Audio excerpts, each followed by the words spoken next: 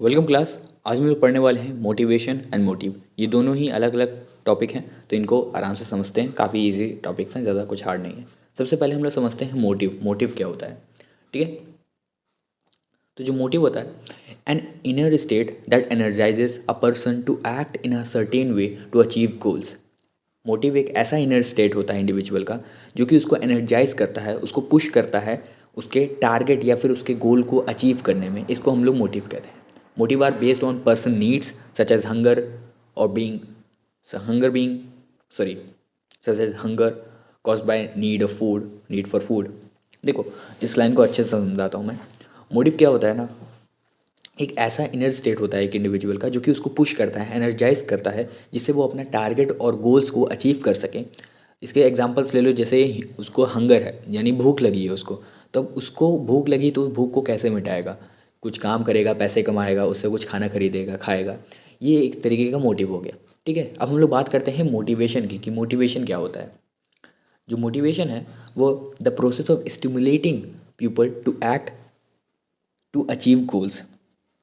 Stimulating का मतलब बताता हूँ, समथिंग विच ग्रैब अटेंशन, या फिर कह सकते हो कोई चीज़ ऐसी जो कि आपका अटेंशन ग्रैब कर ले, ठीक है।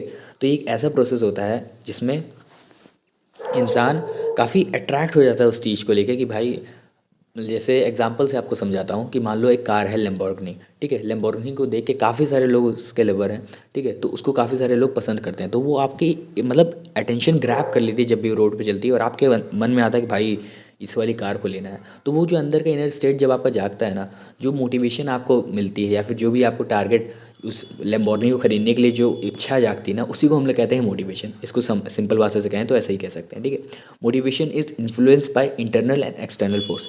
इसको इंटरनल फोर्स से भी आ सकती है, एक्सटर्नल फोर्स से भी। एक्सटर्नल फोर्स जैसे मान लो किसी ने बाहर से बेइज्जती कर दी कि तुम अच्छे नंबर नहीं ला सकते, 100 में से 100 नहीं ला सकते। तुमने मेहनत की और 100 में से 100 ले आए। या फिर अंदर की इनर स्टेट्स भी ऐसे कह सकते हो, कि मान लो कि आपके अंदर से लग रहा है कि भाई मैं तो ये कर ही नहीं पाऊँगा, तो भी वो एक मोटिवेशन ही होती है कि भाई मैं खुद नहीं चाह रहा हूँ कि कर पाऊँ। और अगर आपका 100 में से 100 आ जाता है, तो भी आप उस मोटिवेशन की वजह से ही 100 में से 100 लाए हो। तो ये सारे इंटरनल एक्सटर्नल फैक्टर्स हैं। ये अलग टॉपिक हो जाएंगे, तो इसके ज़्यादा डीप में नहीं जाएंगे, इसको नेक्स्ट वीडियो में समझा दूंगा। तो होप है आप सभी को मोटिव एंड मोटिवेशन समझ में आ गया होगा, ठीक है। बाकी और कोई टॉपिक हो तो कमेंट में लिख देना, और कुछ डाउट हो तो भी कमेंट में लिख देना, मैं उसको सॉल्व कर दूंगा। तब तक के लिए मिलते हैं आप सभी को अपनी नेक्स्ट वीडियो में। Take care everybody, bye bye, जय हिंद, जय भारत।